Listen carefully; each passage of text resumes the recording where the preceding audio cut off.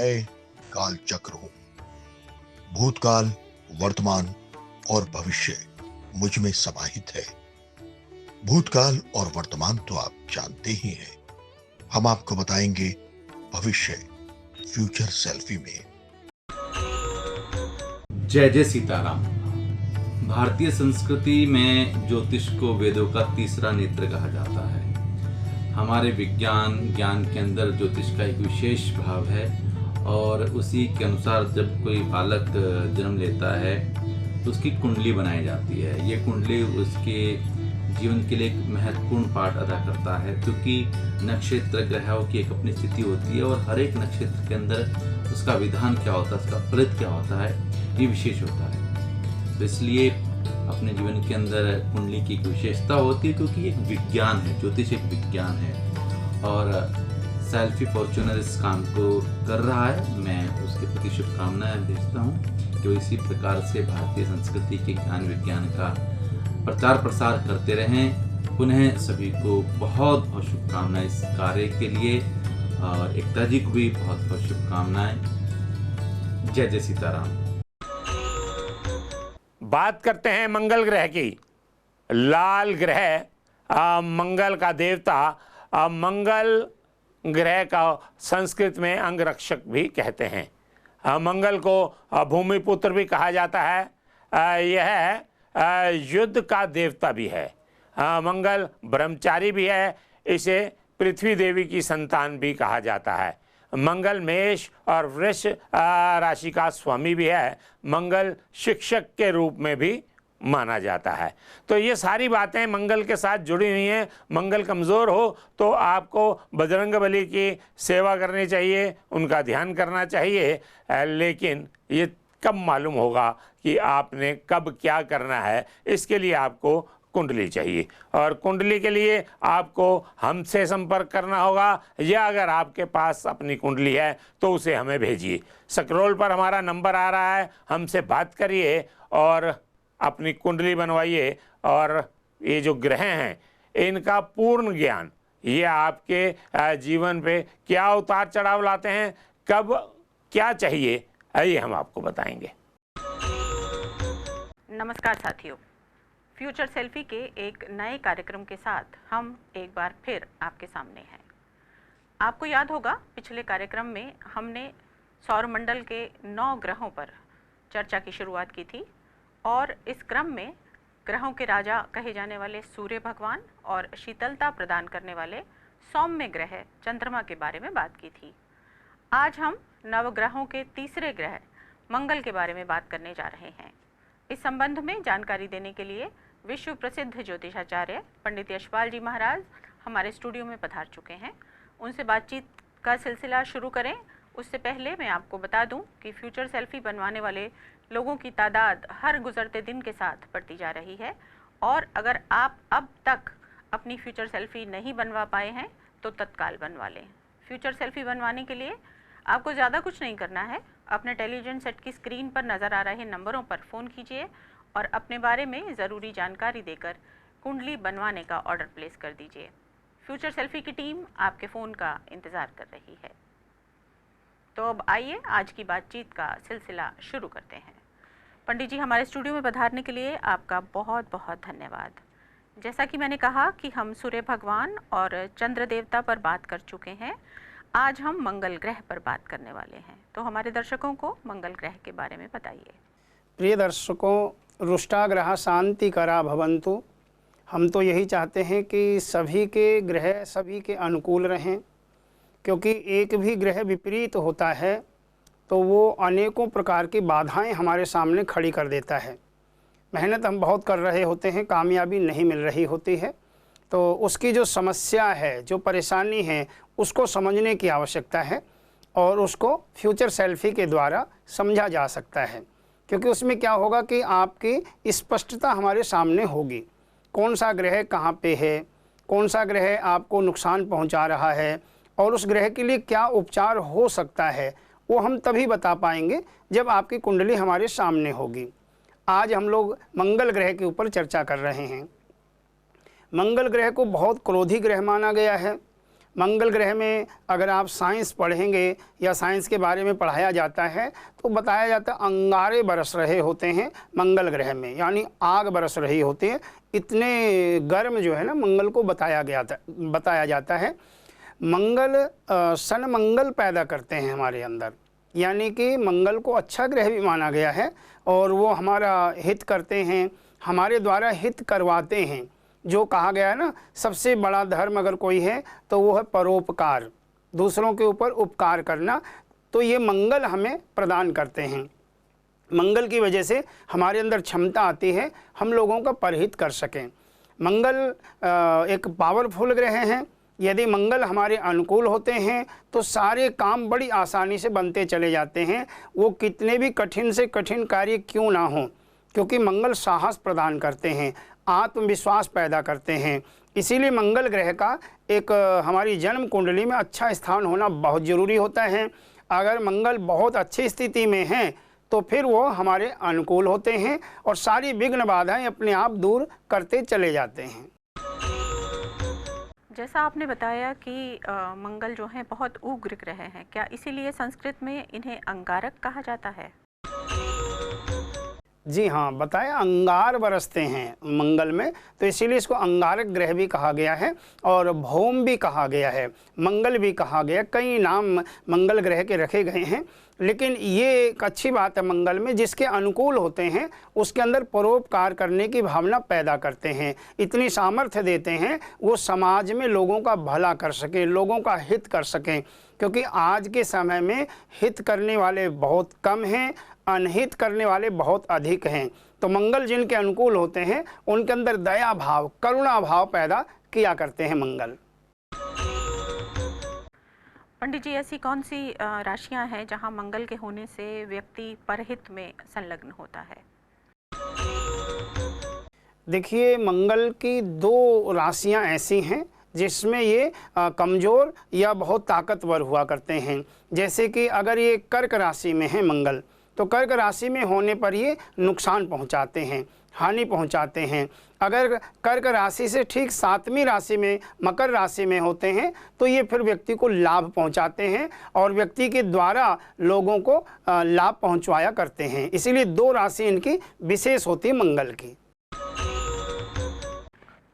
आमतौर पर देखते हैं कि अगर किसी का मंगल भारी है तो उसके विवाह में बाधा आती है। ऐसे कौन कौन से जीवन के क्षेत्र हैं विवाह के अलावा जिन पर मंगल भारी हो तो प्रभाव डालते हैं? मंगल अगर ठीक नहीं है, मंगल अगर कर्क राशि के होकर के 10वें स्थान में या चौथे स्थान में या 8वें स्थान में बैठे होते हैं तो ये फिर भूमि लाभ नहीं मिलने देते हैं। यानी भूमि पुत्र भी कहा गया है भौम को, धरती से उत्पन्न होने वाले। तो ऐसी स्थिति में क्या करते हैं, ये वास्तु संबंधी दोष हमारी कुंडली में बना देते हैं और वास्तु दोष बन जाने से क्या होता है, मकान का सुख नहीं मिल पाता है। व्यक्ति थोड़ी सी मेहनत करके बहुत जल्दी अपना बहुत अच्छा मकान बना लेता है, बहुत अच्छी कोठी बना लेता है, लेकिन जिनके मंगल विपरीत होते हैं उनको इस तरह का लाभ ये नहीं मिलने देते हैं। इसलिए मंगल का अनुकूल होना बहुत ज़रूरी होता है। पंडित जी, मंगल को कौन सी राशि का स्वामी माना जाता है? मंगल 2 राशियों के मालिक हैं, मेष वृश्चिक और भौमः, यानी मेष और वृश्चिक राशि के मालिक होते हैं मंगल। और इन दोनों राशियों में जब ये होते हैं तो फिर ये बहुत अच्छा लाभ देने वाले होते हैं। क्योंकि कोई कितना भी बुरा व्यक्ति क्यों ना हो, वो अपने घर में होता है तो किसी का नुकसान नहीं करता है, अपने घर का तो बिल्कुल भी नुकसान नहीं चाहता है वो। ऐसे ही जब मेष और वृश्चिक राशि में मंगल होते हैं तो ये स्वगृही कहलाते हैं, अपने ही घर के कहलाते हैं। और जब मंगल अपने ही घर में होते हैं तो निश्चित रूप से व्यक्ति को लाभ पहुंचाया करते हैं। पंडित जी, मंगल ग्रह कब मार्गी होते हैं और कब वक्री? ये व्यक्ति की जन्म कुंडली से ही पता चलता है। आपकी जब फ्यूचर सेल्फी हमारे सामने होगी तो उससे पता चलेगा आपके मंगल मार्गी हैं या वक्री हैं। इनका ऐसा कोई समय निश्चित नहीं होता है कब ये मार्गी होंगे और कब वक्री होंगे। हाँ, ये निश्चित है, जब ये मार्गी होते हैं तो अच्छा लाभ देते हैं और जब ये वक्री होते हैं तो फिर अच्छा फल नहीं देते हैं। मार्गी का मतलब होता है सीधा चलना, आगे की ओर बढ़ना, जैसे मेष राशि से वृष में, फिर मिथुन में, फिर कर्क राशि में जाना, ये हो गए मार्गी। अगर ये वक्री हैं, कर्क राशि से फिर मिथुन में आएंगे, मिथुन से वृष में आएंगे, वृष से फिर मेष राशि में आएंगे, यानी उल्टा चलने वाला ग्रह बन जाता है जब ग्रह वक्री होता है। यानी मार्गी और वक्री में भी बहुत अंतर होता है। पंडित जी, मंगल ग्रह जो हैं वो एक समय एक राशि में कितने समय तक रहते हैं? मंगल की भी कोई पूर्ण सीमा नहीं होती है, लेकिन जो है जब भी ये राशि बदलते हैं तब व्यक्ति को अच्छा या बुरा फल निश्चित देते हैं, क्योंकि कोई भी ग्रह जब राशि बदलता है तो उस समय बहुत ज़्यादा प्रभावशाली होता है। जिस राशि को छोड़ करके दूसरी राशि में जाता है तो कई बार वो ग्रह दूसरी राशि वालों के लिए बहुत फलदायी होता है, या जिस राशि को छोड़ के जा रहा होता है उस राशि के लिए बहुत फलदायी हुआ करता है। यानी उतरता हुआ ग्रह और चढ़ता हुआ ग्रह भी हम इसको कह सकते हैं। मंगल ग्रह वैसे तो ये माना जाता है कि अनिष्टकारी होते हैं, लेकिन अगर किसी की कुंडली में मंगल अनिष्टकारी हैं तो अन्य ग्रहों की युति से क्या उनका अनिष्ट प्रभाव जो है वो कम हो सकता है? जी हाँ, यदि कोई दूसरा ग्रह पावरफुल ग्रह मंगल के साथ में बैठा हुआ है तो मंगल का दोष कम हो जाया करता है, या फिर सप्तम दृष्टि से कोई ग्रह मंगल को देख रहा हो, जैसे कि बृहस्पति अगर सप्तम दृष्टि से मंगल को देखेंगे तो मंगल का दोष समाप्त हो जाता है, या फिर शुक्र पूर्ण दृष्टि से मंगल को देख रहे होते हैं तो आधा उसका दुष्प्रभाव कम हो जाता है। इसी प्रकार से अगर चंद्रमा देख रहे होते हैं तो फिर शीतलता आती है, उग्र स्वभाव व्यक्ति का छूटता है। बहुत सारे बच्चों में देखा जाता है बहुत चिड़चिड़ापन होता है, बहुत जिद्दीपन होता है, तो वो मंगल की वजह से ऐसा हुआ करता है। और उन्हीं का अगर उपचार हो जाता है समय से तो फिर मंगल अनुकूल फल देना शुरू कर देते हैं, उनके दुष्प्रभाव समाप्त हो जाते हैं। पंडित जी, अगर किसी की कुंडली में मंगल का अनिष्टकारी योग है और व्यक्ति को नहीं पता है और उसने कुंडली बनवाई भी नहीं है, तो उस पर क्या क्या बाधाएं आ सकती हैं, क्या क्या समस्याएं उनके सामने खड़ी हो सकती हैं? अगर आपने कुंडली नहीं बनवा रखी है और आपके साथ में कुछ इस तरह की घटनाएं घट रही हैं तो आप समझ जाइए कि मंगल आपकी ठीक नहीं है। जैसे कि दुर्घटनाएं होना, बार बार चोट लग जाना, और अपनों से मनमुटाव होना, कारोबार में नुकसान बार बार हो जाना, अगर इस तरह की दिक्कतें आ रही हैं, चिड़चिड़ापन बहुत ज़्यादा हो रहा है, घर से बाहर जा रहे तो मन बहुत खुश है और घर में आते ही तनाव शुरू हो गया, बाहर के लोगों से बहुत मीठा मीठा बोल रहे हैं और घर में आते ही घर वालों के ऊपर टूट पड़े, भोखला गए, अंगारक बन गए एकदम से, तो अगर ऐसी स्थिति है तो आपको तत्काल कुंडली बनवा लेनी चाहिए।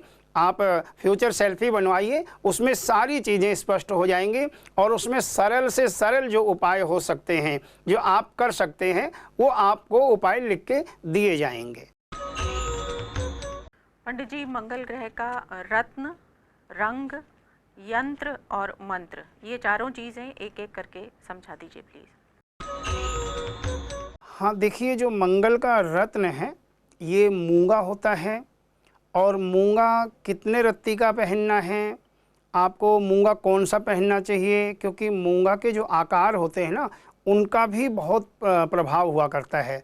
अब आपकी कुंडली के अनुसार आपको तिकोना पहनना है या चकोर मूंगा पहनना है या फिर लंबा जो मूंगा होता है वो आपको धारण करना चाहिए। उस मूंगे में भी फिर रंग का फ़र्क पड़ता है कि एक तो जैसे हनुमान जी को सिंदूर चढ़ाते पीला सिंदूर, वैसा रंग होता है, एक लाल रंग का मूंगा आता है। इन दोनों में से कौन सा मूंगा आपको ज़्यादा लाभ पहुंचाएगा वो हमें आपकी कुंडली से देखना होगा। उसके बाद में और क्या चीज़ें हैं, जैसे कि मंगल आपके उच्च के हैं या नीच के हैं, तो कितना रत्ती आपको धारण करना चाहिए, ये चीज़ भी आपकी फ्यूचर सेल्फी से ही पता चलेगी, क्योंकि उसमें मंगल के अंश हमारे पास में आ जाएंगे। आपका मंगल कितने अंश का उच्च का है या कितने अंश का नीच का है, तो वो आपकी कुंडली से देख करके हम बता पाएंगे। उसके अतिरिक्त रंग अगर जानते हैं मंगल का, तो लाल रंग जो है मंगल को बहुत प्रिय है। मंगलवार के दिन अगर आपको हानि पहुंच रही है, नुकसान हो रहा है, दुर्घटना आदि हो रही हैं, तो मंगलवार के दिन आपको लाल वस्तुओं का दान करना चाहिए। लाल वस्तु में जैसे लाल रंग का वस्त्र आप दान कर सकते हैं, या लाल रंग की मसूर का भी आप दान कर सकते हैं। गुड़ का दान मंगल को बहुत प्रिय है, नारियल का दान आप कर सकते हैं। तो इस प्रकार से जो मंगल का मंत्र है, मंगल का जो यंत्र है, मंगल का जो रत्न है और उनका रंग, ये सब आप लोगों को हमने बता दिया। इस चीज़ का आप पूरा लाभ ले सकते हैं। पंडित जी, मंगल यदि किसी की कुंडली में नीच के हों तो क्या हानि पहुंचा सकते हैं? जी हाँ, अगर आपके जैसे कुंडली में 4 अंक लिखा हुआ है, वो कहीं पे भी हो सकता है, लगन में हो सकता है, दूसरे स्थान में, तीसरे स्थान में या चौथे स्थान में। मंगल अगर चौथी राशि में है, यानी कर्क राशि के मंगल अगर हैं, तो फिर मंगल आपके नीच के हैं, यानी कमज़ोर हैं। और मंगल का कमज़ोर होना आपके आत्मविश्वास को कमज़ोर कर देता है। कोई भी कार्य आपको करना है, करने से पहले ही आपके अंदर डर पैदा हो जाएगा, कहीं नुकसान तो नहीं होगा, कहीं इसका लाभ ना मिल पाए मुझे। तो मतलब कि आपके अंदर नकारात्मक ऊर्जा पैदा करेगा ये। उससे क्या होगा कि आप फिर कठिन कार्य नहीं कर सकते हैं, कठिन निर्णय आप नहीं ले सकते हैं। दूसरा, मंगल आपके मकान आदि में बाधक बन सकता है, संतान के लिए भी मंगल आपका बाधक हो सकता है और दाम्पत्य जीवन में भी रुकावटें डाल सकता है। मंगल कर्क राशि का होकर के अगर 7वें स्थान में है या 8वें स्थान में है या 12वें स्थान में है, तो फिर ये समझ लीजिए आपका दाम्पत्य जीवन बिगाड़ सकता है। इसीलिए कुंडली का बनवाना बहुत अनिवार्य हो जाता है। उससे ये पता चलेगा मंगल की कंडीशन कैसी है आपकी कुंडली में, उसी हिसाब से फिर आपको उपाय बताया जाएगा। पंडित जी, आपने ये तो बताया कि मंगल जो है वो संतान सुख में बाधक हैं, तो ये कौन से घर में हैं तो संतान सुख में बाधक बन सकते हैं? 5वां स्थान जो होता है ये संतान का होता है जन्म कुंडली में, जो जिसको पंचम भाव बोलते हैं, और पंचम भाव संतान का है, संतान सुख देता है। यदि पंचम भाव में मंगल बैठे हुए कर्क राशि के होकर के, या फिर पंचम स्थान में मंगल की दृष्टि है नीच के होकर के, तो फिर ये संतान में बाधक बन जाएंगे आपके। पहली बात तो संतान होनी कठिन है, संतान हुई भी है तो फिर वो उद्दंड है, कहना नहीं मानना उसने। जैसे कहते हैं कर्मों का फल व्यक्ति को यहाँ भोगना पड़ता है। तो कई बारी ऐसी ऐसी संतान पैदा हो जाती हैं, व्यक्ति का जीवन नरक बना देती है। माँ बाप पाई पाई जोड़ जोड़ करके बच्चों के लिए बहुत कुछ सोचते हैं और बहुत कुछ करते हैं, लेकिन पंचम स्थान अगर आपका विकृत है तो बच्चे की बुद्धि विकृत होगी, और बच्चे की बुद्धि अगर विकृत हुई तो आपकी ज़िंदगी नरक हो जाएगी। इसीलिए प्रिय दर्शकों, भयभीत होने की ज़रूरत नहीं है, हम आपको डरा नहीं रहे, आपको रास्ता दिखा रहे हैं कि अगर ये इस तरह की कठिनाई आपकी कुंडली में है तो उसके उपाय हम आपको बताएंगे। वो उपाय आप करेंगे तो निश्चित रूप से इस तरह का दोष समाप्त हो जाता है, क्योंकि अपने वैदिक मंत्रों में या फिर रत्नों में ऐसे ऐसे उपाय हैं जो ऐसी स्थितियों को सुधार सकते हैं, हमारे अनुकूल स्थिति पैदा कर देते हैं। पंडित जी, जैसा आपने बताया कि कुंडली बनवा कर हम उपाय करके दोष दूर कर सकते हैं, ऐसे ही अगर किसी व्यक्ति का अपना घर नहीं है और बहुत प्रयास करने पर भी अपना घर नहीं बनवा पा रहे हैं और उनकी कुंडली में मंगल दोष है, तो क्या उपाय करके उनका घर बनने की आशा बंध जाएगी? जी एकता जी, बहुत अच्छा प्रश्न है आपका, क्योंकि हर व्यक्ति चाहता है हमारी अपनी छत हो, क्योंकि किराए के मकान पे आप कितने भी अच्छे मकान में रह लें, लेकिन वो सुख नहीं हो सकता जो अपने मकान का होता है। अपना मकान तो छोटा सा भी हो तो बहुत सुख देने वाला होता है। तो प्रिय दर्शकों, आपको बता दूं, अगर 10वें स्थान में मंगल नीच के हैं या मंगल चौथे स्थान में नीच के होकर 10वें स्थान को पूर्ण दृष्टि से देख रहे हैं, पश्यन्ति सप्तमं सर्वे शनि जीव कुजा पुनः विशेषतश्च त्रिदश त्रिकोण चतुरष्टमान, यानी हर ग्रह अपने से 7वें स्थान को पूर्ण दृष्टि से देखते हैं।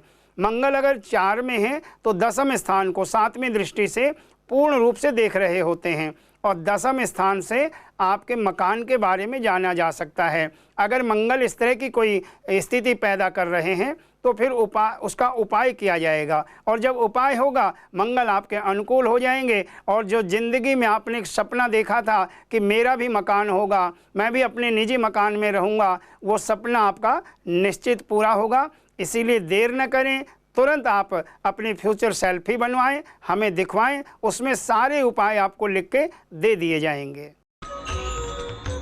पंडित जी, मंगल दोष की बात करें और विवाह पर मांगलिक दोष का जिक्र ना करें तो प्रोग्राम अधूरा सा लगेगा। तो आप कुंडली में मंगल दोष से विवाह में किस तरह बाधा आ सकती है, इस बारे में भी बताइए। मंगल दाम्पत्य जीवन में बहुत अहम स्थान रखते हैं, क्योंकि लग्न, चतुर्थ, सप्तम, अष्टम और द्वादश ये 5 स्थान मंगल के मंगली दोष बनाया करते हैं। 7वां स्थान व्यक्ति का दाम्पत्य जीवन का होता है। अगर 7वें स्थान में मंगल आपके कर्क राशि के, यानी 4 अंक अगर 7वें स्थान में हैं और कर्क राशि के होकर के मंगल बैठे हुए हैं, और या फिर लगन में मंगल बैठे हुए हैं और पूर्ण दृष्टि से 7वें स्थान को देख रहे हैं, तो फिर दाम्पत्य जीवन में बाधाएं उत्पन्न होती हैं। पहली बात तो दाम्पत्य जीवन शुरू नहीं हो पाता है, उम्र निकल जाती है और अनेकों उपाय करके व्यक्ति थक जाता है, लेकिन रिश्ता नहीं हो रहा होता है। जैसे तैसे कोई चमत्कार हो गया, रिश्ता हो गया, तो फिर आगे दाम्पत्य जीवन में विचारों को लेकर के प्रॉब्लम बनी रहती है। पति कहेंगे पूर्व को चलना है, पत्नी कहेगी ना जी पश्चिम को चलेंगे। तो ऐसे में क्या होगा, विचारों में मतभेद रहेगा। या फिर और बहुत सारी समस्याएं जीवन में ऐसी होती हैं, जैसे परिवार में हर वक्त क्लेश रहना, एक दूसरे के प्रति जो है ना क्रोध बना रहना, एक दूसरे से संतुष्ट न होना, एक दूसरे के ऊपर शक करना, ये भी मंगल के कारण हुआ करते हैं। इसीलिए प्रिय दर्शकों, कुंडली हमारे जीवन में बहुत बड़ा स्थान रखती है। जब कुंडली को देखा जाता है, इन सारी चीज़ों के समाधान बहुत सरल हैं, बहुत आसानी से इनके उपाय किए जा सकते हैं। तो देखा साथियों, पंडित जी ने मंगल ग्रह के बारे में आज कितनी सरल भाषा में हमें कितनी अच्छी जानकारी दे दी। आज का कार्यक्रम हम यहीं समाप्त करने जा रहे हैं। अगले कार्यक्रम में हम एक और ग्रह पर बात करेंगे। तब तक के लिए आपसे आज्ञा लेते हैं, और पंडित जी हमारे कार्यक्रम में आने के लिए आपका बहुत बहुत धन्यवाद। 31 अगस्त 2025 भाद्रपद शुक्ल पक्ष अष्टमी तिथि रविवार का विशेष राशिफल। मेष राशि, सेहत की समस्या दूर होगी, धन लाभ के योग बन रहे हैं, हनुमान चालीसा का पाठ जरूर करें। वृष राशि, आकस्मिक धन लाभ होगा, दुर्गा जी के 32 नामों का पाठ जरूर करें। मिथुन राशि, परिवर्तन का योग बन रहा है, दुर्गा चालीसा का पाठ आपको करना चाहिए। कर्क राशि, करियर की समस्या खत्म होगी, शनि चालीसा का पाठ अवश्य करें। सिंह राशि, कहीं घूमने का योग बन सकता है, ओम गंग गणपते नमः इस मंत्र का जाप करें। कन्या राशि, महत्वपूर्ण कार्य बन सकता है, बार बार हनुमान चालीसा का पाठ आपको करना चाहिए। तुला राशि, देश विदेश से शुभ समाचार मिल सकता है, सफ़ेद वस्तुओं का दान करना चाहिए। वृश्चिक राशि, कारोबार में नया समझौता आपके हित में होगा, घर से निकलते समय दही का सेवन करके निकलें, यात्रा आपकी सुखद होगी। धनु राशि, भूमि, वाहन आदि का लाभ मिलेगा, महिलाओं को मनपसंद वस्तु मिलने के संकेत हैं, आज दही का दान करना चाहिए। मकर राशि, नए विचारों का उदय होगा, व्यर्थ भ्रमण से बचें, चोट लग सकती है। ओम घृणी सूर्याय नमः इस मंत्र का जाप करें। कुंभ राशि, किसी से विवाद हो सकता है, मानसिक तनाव का योग बन रहा है। ओम ऐं ह्रीं क्लीं चामुंडायै विच्चे इस मंत्र का जाप करें। मीन राशि, दोस्तों के साथ यात्रा का अवसर मिलेगा, गायत्री मंत्र का जाप करेंगे, यात्रा आपकी मंगलमय होगी।